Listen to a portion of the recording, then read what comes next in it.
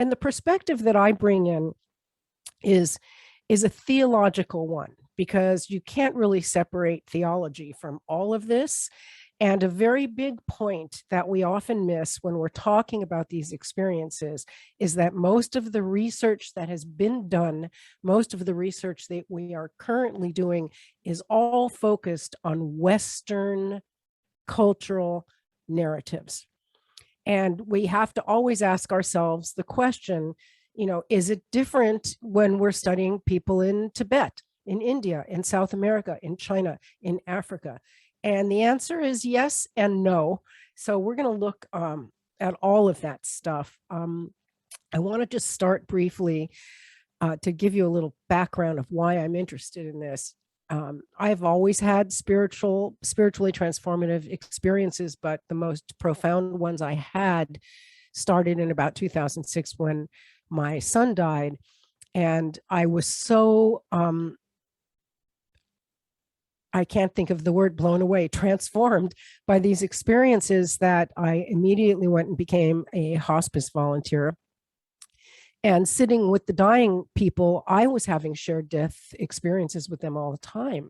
And I was also observing them struggling with their religious beliefs and their beliefs about the afterlife and punishment and good and evil and all of that. And I quickly learned that as a volunteer, I wasn't allowed to have those discussions with them. Only the chaplains are really allowed to do that. So I said, well, hell, I should be a chaplain. So at age 56, I started going to school. I never went to college when I was young because I never found anything I cared to study. But now I had something I was passionate about. And I started at 56 and I got my doctorate at 66, I think. And here I am 12 years later and $150,000 in debt with student loans. But what happened is my experience with STEs and with all this work prompted me to follow a path that has now brought me into a place where I can do this work in a really effective way. So I am now actually an official hospice chaplain. I teach at 2 seminaries. I train other chaplains. So I actually was able, to get into the mainstream with this. And I'm so grateful to that. And so I'm kind of all over the place with who I'm teaching and what I'm teaching. And as some of you know, I started the Afterlife Conference in 2009, which is still going strong, though it's now called the Conference on Death, Grief, and Belief, because I am really interested in studying belief systems and how they affect these experiences. So I'm going to start by kind of reminding us that, every account that we have, and I'm going to just talk about near-death experiences right now for NDEs, is just from the threshold. If you think of the afterlife as like a giant house with an infinite number of rooms that just go on and on and on into infinity, then in an NDE, you have just stepped foot through the door and you are in the entryway of that house. And then you're pulled back. And so you're only in there for a very short time, and the house goes on and on for infinity, which, by the way, I think is what Jesus meant when he said, in my Father's house are many mansions, many rooms, many levels of consciousness, an unending number. But we're just like step our foot in there really quickly. And so what a lot of the research is showing us now is that because we're not fully integrated into the afterlife, we still have our cultural and religious imprints with us, just like we have, the traumas and the wounds and all the stuff that we carry from the current incarnation. Contrary to the way a lot of people would like to see it, with the moment you die, you don't instantly become this perfect being free of ego and free of all pain and immediately healed. That probably comes later, as far as we know. But in that quick space of an NDE, all your stuff is there with you. And that's why it's so important to study these experiences in different cultures. Um, okay, sorry, I'm joking. Okay, so let's go back into kind of religious history for a minute. These kinds of experiences, spiritual experiences, have always been happening for as long as human beings have been able to talk and share their dreams and share their visions. The Abrahamic trilogy of Judaism, Christianity, and Islam is full of these. Everything that you've seen in all these places is from channeling, from people talking to the dead, getting messages from God, messages from angels, receiving divine guidance, talking to animals. And in theology, we understand that the experience of interacting with spirits is considered the mark of the first human steps toward the development of religion.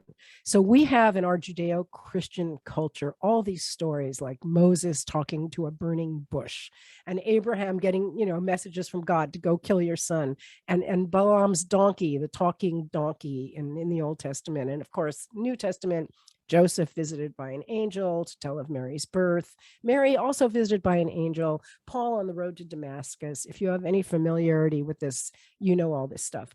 So it's very, very normal and acceptable in our culture to have these experiences, but they are traditionally attributed only to special people, to prophets and saints and sages. And when you start presenting this as just average, regular folks having these experiences, you're pretty much going to get poo-pooed away and not taken seriously. And that is a big clinical problem. And I'll get to that in a minute about what happens when you report these experiences to a clinician in a hospital. You might go straight to a psych evaluation. We'll get there in a minute. I want to talk about, though, some examples from different cultures. So there's two researchers that these are important names to know that are specializing in this right now. Most notably is Dr. Gregory Shushan, and he has done amazing in-depth research into near-death experiences across cultures and throughout history.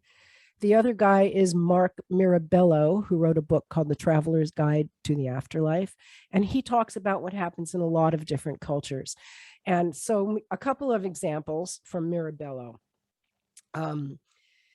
One account, Zoroaster account, says that a good person will spend 3 nights seated at the top of the body, but will then enter the afterlife greeted by a woman with prominent breasts and a dazzling face. A Winnebago shaman went to the spirit land and lived with an old couple until he entered a womb and was born again, which is very similar to what we see in the Buddhist 49 days of Bardo, where you go through all these dimensions, looking at your past lives and your soul plan for growth, and eventually you jump into the bodies of 2 people on earth having sex, and you get conceived. That's in the Tibetan Book of the Dead. One Eskimo account talks about how the afterlife is a village where there's meat cooking, because meat is so important to them. It's because it's so hard to get food in that kind of climate. And my favorite one is from the Zulu, and they believe that you can be reincarnated as an animal, but only the chief can come back as a lion. So let's look back at where all these ideas come from, because this brings us to Shushan's really interesting theory, which I'll get to in a minute. So in the Zulu account, somebody somewhere in the Zulu tribe, somewhere in history, died and was deemed dead by the tribe at the time, basically by no breath. And then they woke up and they came back. Somehow they were resuscitated and they told a story. I went to the other world and I saw my ancestors and I saw the villagers, and they were all there, and they were all different kinds of animals and all different kinds of forms. But I saw the chief and he was a lion. So from that account, that story gets built into their cultural legacy. And as the generations are coming by and the stories are told, this is now handed down. This is why we have ideas like pearly gates and streets of gold and all of that. What also happens is that the stories also create the experiences. It's a sort of symbiotic thing. It's called the experiential. I'm reading this. Academics love to come up with names like this. The experiential source hypothesis. And what it means, this is Shushin's idea, and I really like it, is that I'm going to read from him here. Hold on. Individual and cultural particularities influence our experiences and our interpretations of them, while our experiences in turn contribute to our individual and cultural peculiarities. So we're constantly building this sort of spiritual bank of imagery and narrative and knowledge and information from kind of crossing over back and forth between the worlds. So somebody in a tribe sees the chief as a lion, that's get folded into their story. Somewhere else on the other side of the world smells meat cooking in a village, that gets folded into their story. The problem is we don't have a lot of research with the Zulu or with the indigenous people in Alaska to find out what their experiences are. Has anyone done research in a hospital in Alaska where people have died and said, hey, I went to this place where there was meat cooking? We don't have that. And the reason we don't have that is because the vast majority of the research that we have is done in the West. All our leading researchers are in the US, Australia, the Netherlands, and the UK. By the way, I love to take questions as I'm going along. So if you guys want to post your questions, and Elizabeth, you can feel free to interrupt me anytime if you would like, because I love hearing what people are asking so that I can kind of veer off to wherever they want to go. All right, that's excellent. So please, everybody, please feel free to put your questions in the Q&A as they arise, and I'll jump in with them. That would be great. Yeah. So that was about near-death experiences. We'll come back to that in a minute, but there's all kinds of other experiences we can have, as William so beautifully told us about with the shared death experiences. There's also a lot of research being done on general transpersonal end-of-life experiences. They call them ELEs. And this is the stuff, a lot of what William was talking about, coincidences, so-called, such as close friends and relatives, physically distanced, who sense the death, pets behaving strangely, clocks stopping at the moment of death, strange colors, lights, or mists. I've personally experienced all of this stuff. It's to the point where it just seems completely normal to me. Jane, then, I'm so sorry, Jane. Oh, yeah, go ahead. Sorry. Terri, Jane has a question. Could you please spell the name of the researchers? Oh, okay. In fact, can I type it into the chat room? Yeah, just be sure it says to everyone. Okay, good. Thank you. Select everyone. Mm-hmm. Okay, so the guy you really want to know right now is Gregory Shushin. And you can find a talk that he gave at the IANS conference on YouTube. It's about an hour and a half long. It's very detailed. He's a very academic guy. So sometimes it's a little dry listening to him, but it's worth it. I spelled his name wrong. Okay. And the other one is Mark Mirabello. He has spoken at our Afterlife conference before, as has William Peters. And next year we have Gregory Shushin, which is very exciting. So there's a type of end-of-life experiences, an experience that is called a final meaning ELE, which means that having this experience allows the person to perhaps finish business prior to death. It could induce a desire for reconciliation. You've heard stories of somebody dying in hospice and they're like actively dying, but nobody can figure out why they're holding on. And it turns out they were waiting for their long lost brother to show up or something like that. Very, very common. You've also heard about people dying in hospice when the family's been sitting vigil for hours and days, and then finally they all get up to go get a cup of coffee, and that's when the person dies. Death is a very private thing. I'm a really big believer in giving people space when they're dying. And I try to teach this, to my hospice clients, if I can, is stay with the person, do all the loving and connection and forgiving and reminiscing and all those things that you want to do while they are still lucid, if they are still lucid and you have the chance. But then when they move into the active dying phase, which is very, very clear, and if you're in a hospice or a hospital, the nurse will know when that's happening. Basically, when that's happening, the person is already out of their body. And they're doing, what they call the death rattle, the Cheyne-Stokes breathing.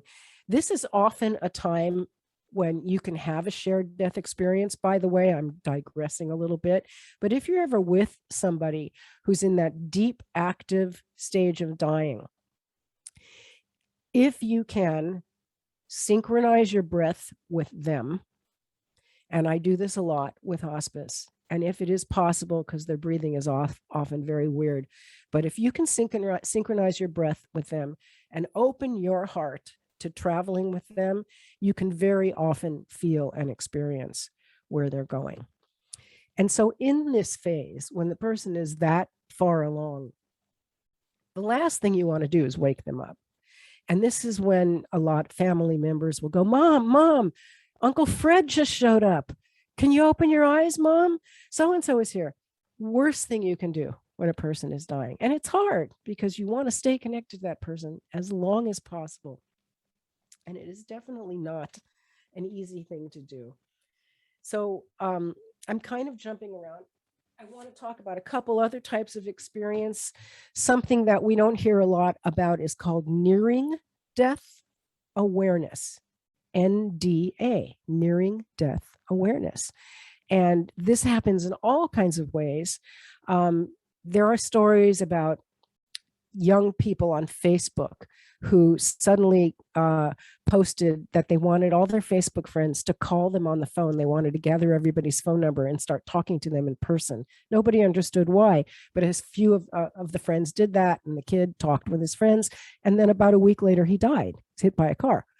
And so there is this sense of death approaching.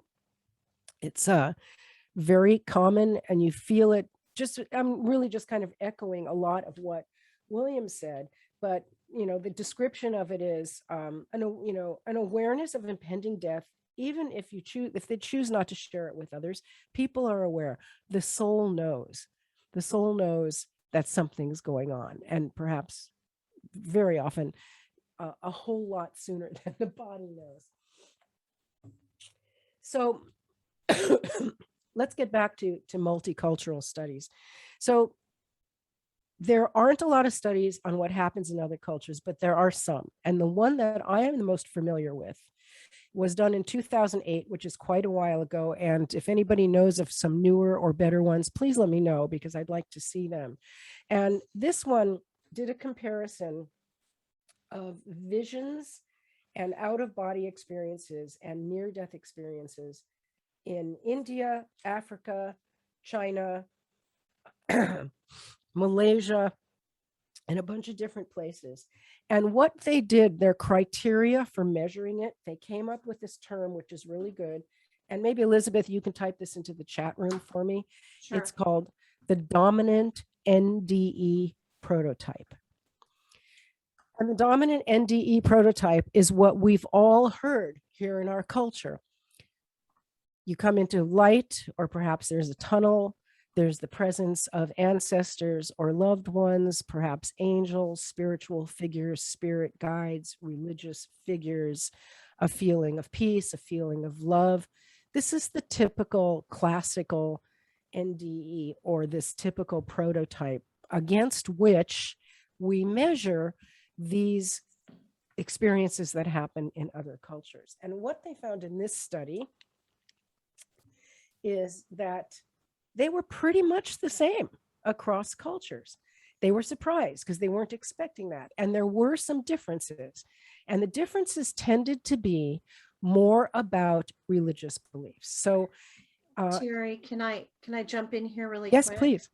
Okay, because I don't want to be rude and interrupt you, but you're bringing this up, and I think Marie Grace Brock did multicultural NDE research as well, and she found, now that you're bringing up religious, that Muslims don't see Muhammad, right, because it's considered sacrilegious to put some other person before God, even though Muhammad is a central figure in Islam. But Yeah, I would. Christians will frequently see Jesus. Do you Right. find that to be true? Yes. Yes and no. So I would love to see that study. If you can send me the link to it, I'd be Yeah, really interested in I'll seeing ask that. Marie to send it And to so you. that's a really good example of cultural influences. Muslims don't see Muhammad because they're not allowed to ever have an image of Muhammad. Right. Very obvious. So the religion says you must not ever assign an image to this person, a face or a body. So here they are in their near-death experience, and they don't see him because they've been taught not to see him. I see. But and so that's a really good example of how this stuff sticks to us, even after we go across the threshold. We have one more question. Do you want it Sure. now, or do you want to? Now is good. Okay. So Kurt is asking, in your introduction, it was mentioned that among the perspectives you have examined is derived from the ancient Gnostics. Can you comment about the perspective of that ancient Gnostic? Well, the ancient Christians, the Christian mystics, the Desert Fathers and the Desert Mothers, some of whom were Gnostics and some of whom were not, constantly had experiences like this. I'm blanking on her name right now. One of the most famous Christian mystics, female who lived in a little cell her entire life and did nothing but meditate on God and was traveling out of her body all the time. Saint Francis, it is believed, had a near-death experience when he was a child, and it just kind of clicked him into that other realm. And there's where he stayed.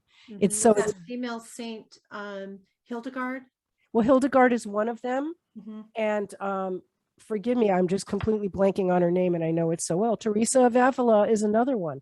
So not that they were necessarily Gnostics, they came a little bit later than that, but if you read the Gnostic Gospels, particularly one called the Proto-Evangelium of John, these are the documents that were written on tablets and scrolls and hidden in clay jars in caves during the years that the church was forming, because the church was taking the documents that they had and compiling them into an official canon, which became the Bible.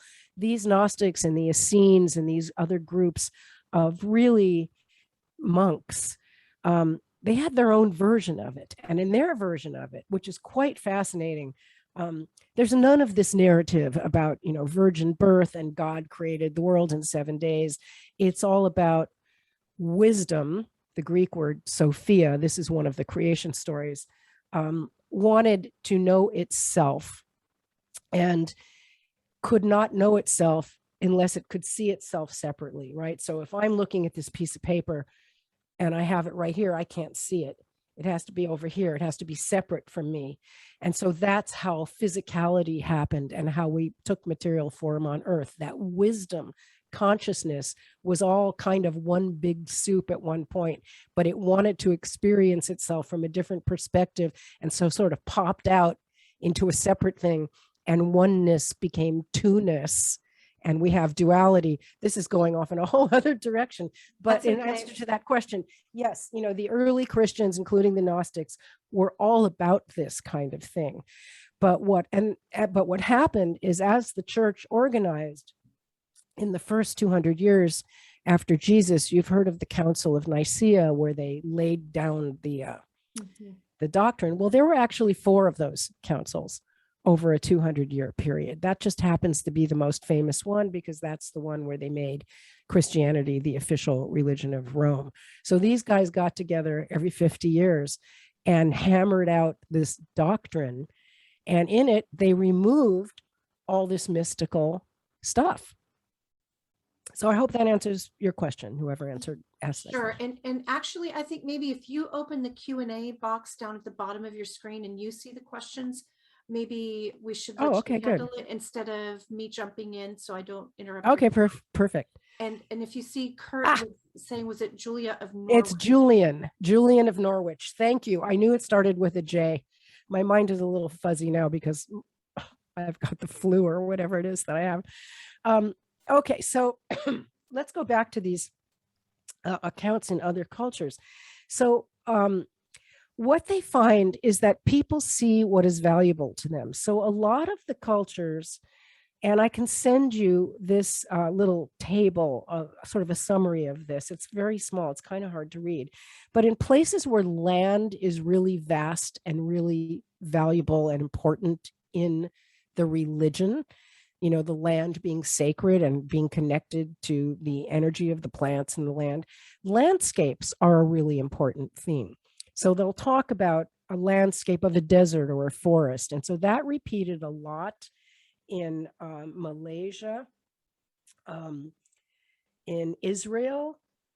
Let's see where the landscapes were here. They almost all saw deceased relatives. So that's pretty consistent across cultures, which is a really good indication that our deceased relatives are really there and they really do come to see us. They found that in China and India was the most prevalent appearance of religious figures. And that was kind of interesting. Now, of course, in America, we have a lot of religious figures. We've got a lot of people seeing Jesus, but who are the people who see Jesus? They're basically Christians. They're people who were told to expect that in the afterlife. It's pretty unlikely that a devout practicing Christian is going to die and go and dancing with Shiva, or that a Hindu is going to go to pearly gates and sitting at the feet of Jesus. Okay, I'm going to kind of jump around here and go back to our culture for a minute. We talking about clinical interventions and clinical applications of this. I want to jump over to the DSM, the Diagnostic and Statistical Manual of Psychiatric Disorders. All you clinicians will know what this is. And I'm going to show you a little chart of how spiritual and mystical experiences coordinate with behaviors and characteristics of mental illness. Imagine that. And that's why so many people don't report these. But before I go to that, I want to talk about something that's in the DSM. It was entered into DSM 4 and now it's in the 5. If you have access to a DSM, you might want to look this up. It's called religious or spiritual problem. And it's very interesting. He describes it as, I think I have it written down here someplace. In a clinical setting, if you're a therapist and your client is struggling with changing their religion, rejecting their religion, imagining a new theology or a new cosmology that doesn't fit with the culture that they're in, doesn't fit with the community, is causing conflict with the family and the spouse and whatever, it's actually diagnosable as a religious or spiritual problem. This is a good thing. And the reason it's a good thing is because to identify that a religious problem is complicating a person's healing journey in grief is really important. And that's kind of a big part of my work now. My doctoral dissertation was on toxic theology as a contributing factor in complicated grief. And the new face of the new afterlife conference starting next year, it is called the Conference on Death, Grief, and Belief. And we're focusing heavily on how did the beliefs of your childhood, your inherited or embedded theology that you grew up with, or that influenced you as you grew up, or a theology that you might have chosen at some point in your life, how did that create conflict and difficulty for you when you started to explore more expansive spiritual views. And what I find with this, and I find it in hospice all the time, is that people are just destroyed by this. I cannot tell you how many hospice patients I have talked to who have extreme anxiety about facing their death because they're afraid that they're going to hell. And I will have conversations with them where they say, you know, I was a bad person.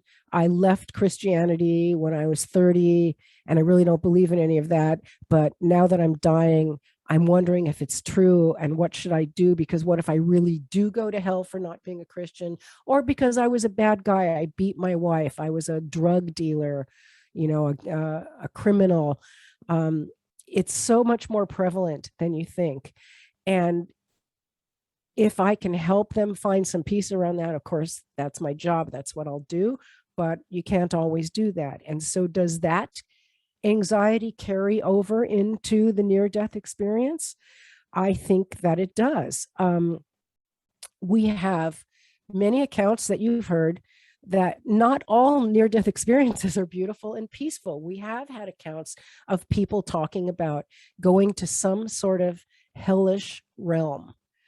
And is that because there really is a hellish realm? No, it's because they're carrying that sticky, scary stuff with them. If they stayed over there on the other side for any amount of time, I imagine that they would meet with healing entities and do life review and all the stuff that we think they do. We don't really know for sure. And that stuff would sort of fall away and they would come to healing.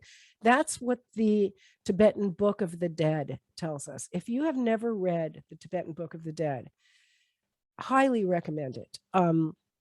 They have the most amazing immediate afterlife scenario. And basically what happens is when somebody dies in a Tibetan Buddhist home, the priest will come and sit by the body. Traditionally, this is what they did, and would actually read this document to the soul as it's departing the body. And basically what it says, it's a little guidebook, and it says, it's kind of like listening to your GPS when you're driving your car. It literally says, okay, now you're in the realm of the golden flowers, but look over to your left. There's something over there that's kind of calling to you, and it's very appealing, and you're kind of drawn to it. But now look over to your right, and there's this other thing, and it's this bright light. Turn right, go to the right thing, because the thing on the left is your ego calling you back to your attachments. And it goes through 49 days of these GPS directions until ultimately you come into your next birth. So there are these hellish realms, but they are projections from your life experience. They're your fears, your wounds, your traumas, your all the stuff that you're carrying. And according to the Tibetan view of this, you can shed all that stuff little by little as you go through these 49 days of the bardo and come out healed and healthier and clean. Okay, let me see, am I seeing the right questions here? Okay, so let me jump over here to some research, and I'm going to share some slides now. So hold on here.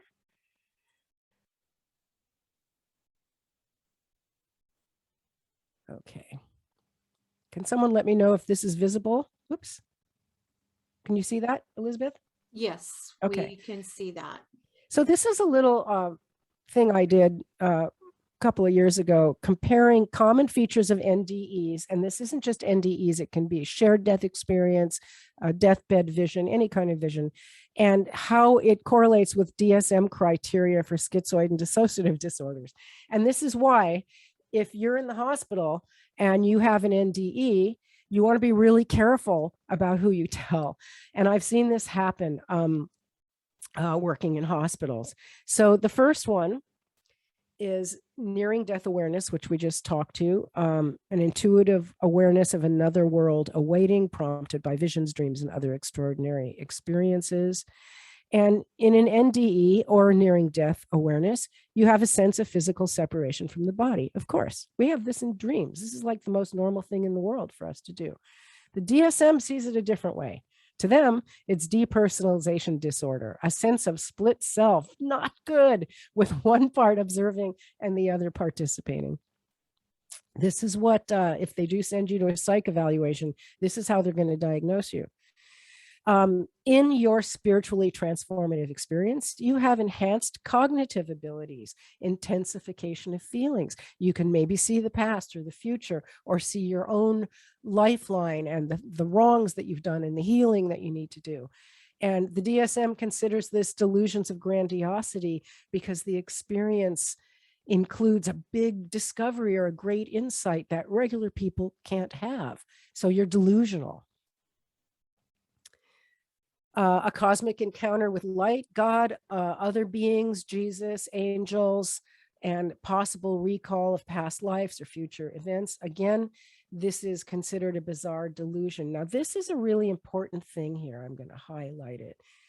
They define it as clearly implausible and not understandable to same culture peers, and does not derive from ordinary life experiences. So what that means in English is you had this encounter with, a great mystical shamanic medicine man from 10,000 years ago who is your spirit guide, and he gave you this vision of, your all your incarnations. And this is clearly implausible and not understandable to same culture peers. Your same culture peers are the people in your community, your religious community, your cultural community, your age group, your social niche, wherever you are. To them, that wouldn't be plausible. So therefore, it's considered pathological.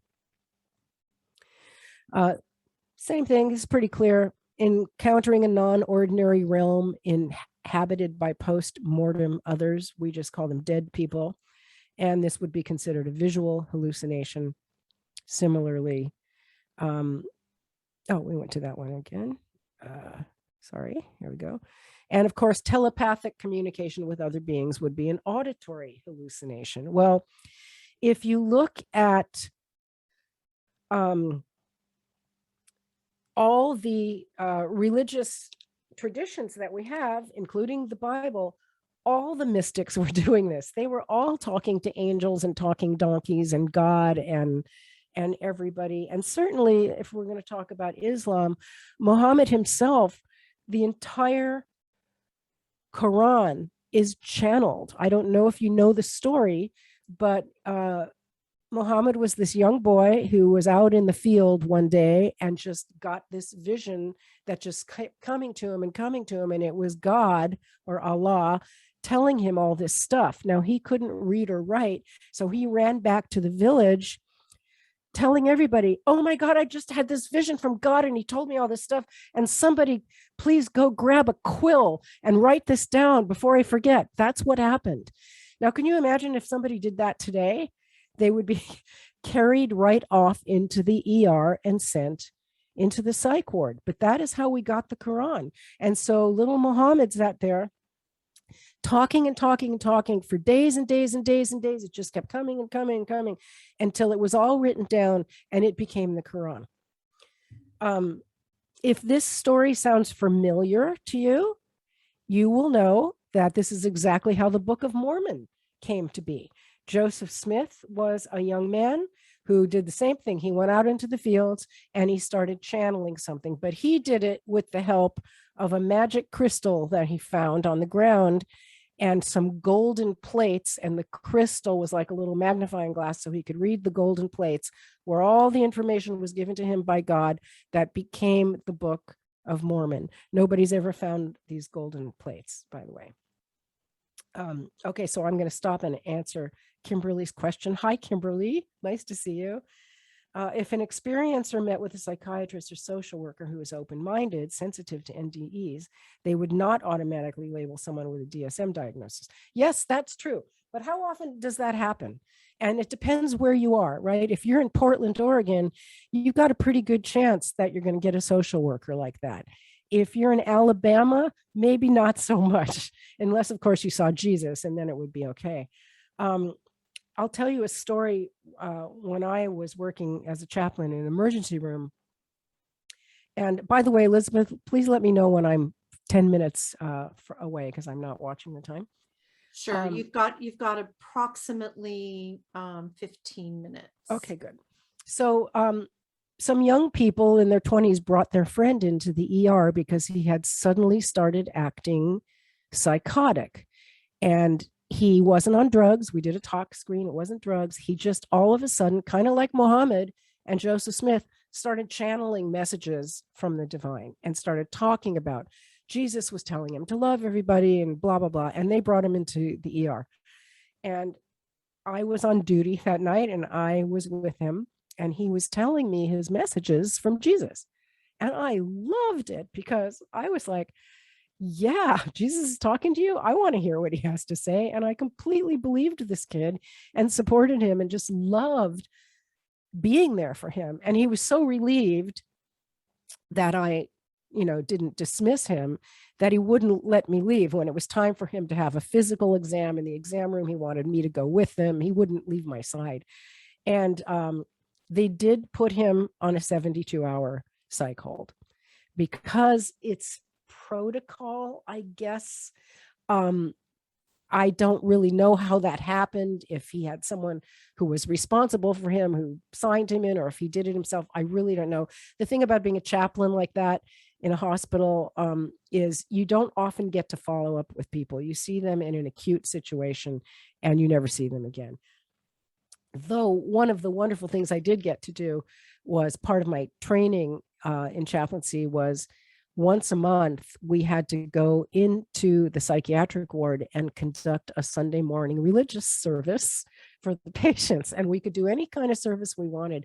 That was one of my favorite things to do because they were already in another dimension. They completely understood this. So I would go in there and I would do guided meditations and maybe, some kind of chanting, maybe some readings from spiritual material that I found.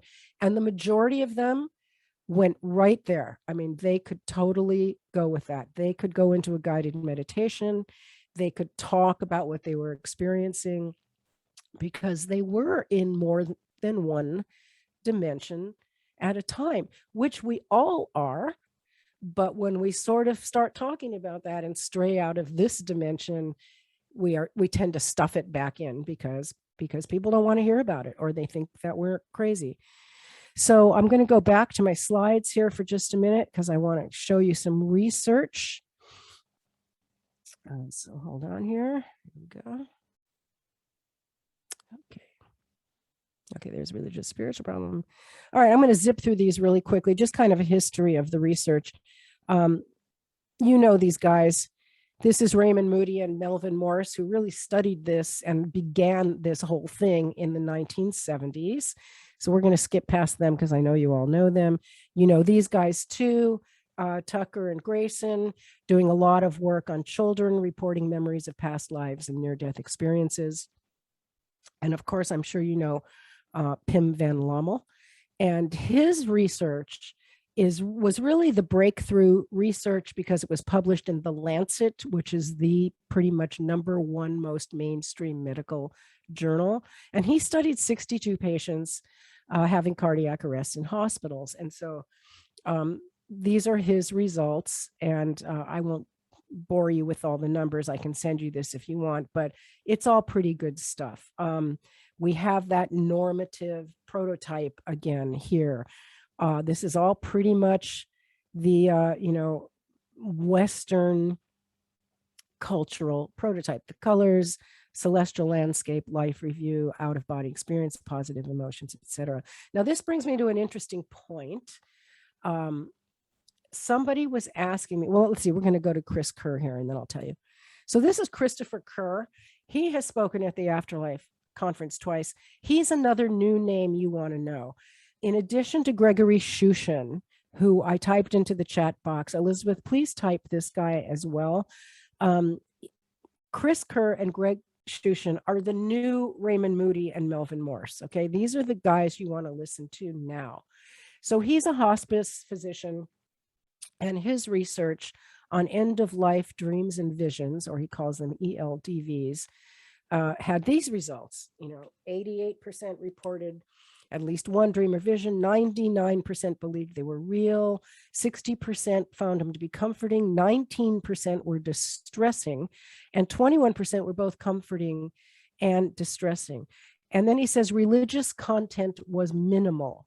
So where I want to go into this as a theologian is I want to look at the 19% distressing and the religious content and see if those two things are connected. Like, I want to talk to the people who had the distressing experience and ask, why was it distressing? Did you go to a place of eternal punishment? So that's pretty interesting. And again, clinicians might say, well, that's just delirium. That's just hallucination. But he goes into great detail about why these things are different than delirium. And the number one difference is that most of the time, these things are comforting and peaceful, and delirium is not. By the way, I just want to jump away for a second and go back to Islam, because I just happen to have this right here in front of me. And I'm going to stop sharing for just a second. I happen to work with a lot of Muslims. I teach at a seminary, and I teach death, dying, and bereavement, spirituality and bereavement. I teach rituals, all this kind of stuff. And my very close colleague who runs the program is a practicing Muslim. And it's fascinating to learn from him, because the Muslim afterlife is really scary. It's based on the Christian afterlife. Realize that Islam started in 700 CE, 700 AD, and it's part of the Abrahamic trilogy. It includes Judaism and Christianity. And there are two primary beliefs about the afterlife in Islam, but they both involve good people going to heaven and bad people going to hell and being judged for your deeds. And one of them even has a belief that while you are in the grave, you are still conscious, your soul is still inside your body, and an angel comes and talks to you and reviews your life, and then kind of puts you into a magical sleep, but your soul stays in the body. It's just kind of out of it until Judgment Day, when you finally go to the beautiful heaven. So it's these beliefs cross over everywhere. And one of the reasons that some of the researchers think that some of these themes are common across cultures is because Christianity is so dominant in the world and has been for so long. Dr. Daniel, I want to be sure Charlie Banyan gets his questions answered, and we have about 9 minutes left. Okay, I don't. Oh, there he is. Yeah. Yeah, there's a couple, one at the top and one at the bottom. Okay, sorry, I didn't realize those were okay. So he died on the day we were to have our third session. This is not really Christian. Yeah. So okay, so Charlie, so you had a client come to you who had nearing death awareness, and I'm sure that made him very uncomfortable. So he came to you to talk about it. And I'm sure that you were very helpful for him. And again, he did die. I don't know if you had any follow-up with his family about that. Okay, so you're also asking, what's the point of the DSM recognizing spiritual experiences on the one hand and diagnosing people on the other? Well, that's a really good question. And they come from two completely different sides. The guy who wrote the piece in the DSM on religious problems, I actually know this guy. His name is David Lukoff. By the way, he's speaking at our conference next year. He was really talking about helping people with toxic theology. It's a very different thing. Toxic theology and religious trauma syndrome is a syndrome. And I hope that religious trauma syndrome will soon end up in the DSM. And he was really talking about people who were ritually or sexually or physically abused in their church, by their church, were raised in cults with, terrible beliefs, were isolated from the rest of the world. That's what he was really talking about as a religious problem. Then the whole other side of the DSM is, diagnosing these delusional things. It's separate from what they call a religious problem. But then again, we're talking about the DSM, which is a big mess and a big problem in itself. Okay, so meeting people who I knew in lucid dreams after they died. Yep, dreaming of people after they die is absolutely wonderful. It happens to me all the time. It's one of my favorite things in the world, and it's why I love to sleep and why I take a nap almost every day, because I love to go into the dream world. Chris Kerr has some research on that. I'm sure there's a ton of research on it, Charlie, about afterlife dreams. There's a guy named Joshua Black, I believe is his name, who's done research on what he calls grief dreams. Joshua Black, you can find his website. And so I want to introduce you to one more researcher here. And this is the other name you should know, Sam Parnia. So we've got Gregory Shushin, Sam Parnia, and Chris Kerr. These are the dudes who are doing this work right now. And most of you probably know about Sam Parnia. His big study in 2008 was with more than 2,000 patients in 15 hospitals in the UK, USA, and Austria. Again, Western countries. It wasn't China, India, and Africa. It would have come out very different if he had done it there. He coined the phrase resuscitation medicine. And he also doesn't say near-death experience. He calls it after-death experience, because you are actually clinically dead when this happens. And in his study, he found that 46% experienced a broad range of recollections that were not compatible with the common model of NDEs. And that's that prototype that the typical NDE prototype. And they included fearful or persecutory experiences. So in his study, 46% of 2,000 people had negative experiences. And again, my theology mind wants to go in there and really look at those experiences. Were they based on religious beliefs, or were they somehow more objective than that? That's where my curiosity takes me. Yeah, I'm gonna come on camera here. We've got about 5 minutes left, and thank you. These are the conversations I've been wanting to have at this conference for a long time. So I do psychopomp work, sometimes out of body, sometimes not. And I've worked with people, quote unquote, on the other side, that won't go into the light because they're terrified of going to the light, because they believe they're going to be punished. So they stay in dark places, right, and need support, that supportive, loving, compassionate person that is there to help guide them through their fear into a different experience of compassionate presence. And so when our therapists that are here today might be working with somebody who is either having a nearing death experience, or simply coming in due to religious fear and trauma, or fear of punishment and shame and guilt, which we need to resolve before people go into the death process, so that they don't get stuck on the other side in these dark places and waiting for somebody, to come take them out.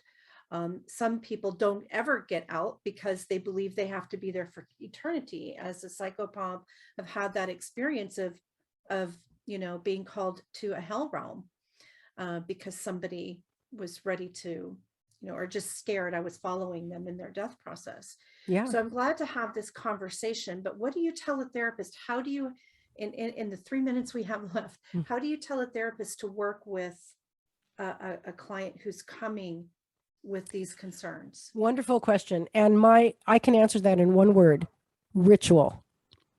That is my big tool. So you can do talk therapy forever, and that is helpful because narrative is important.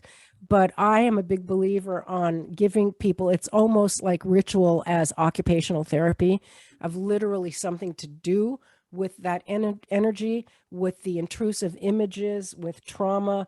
And so that's what I just did at Omega last weekend, is I did a whole workshop on ritual to move us past the stuck belief systems, the traumatic images, all the things that are creating this anxiety for us. And that's a whole other topic.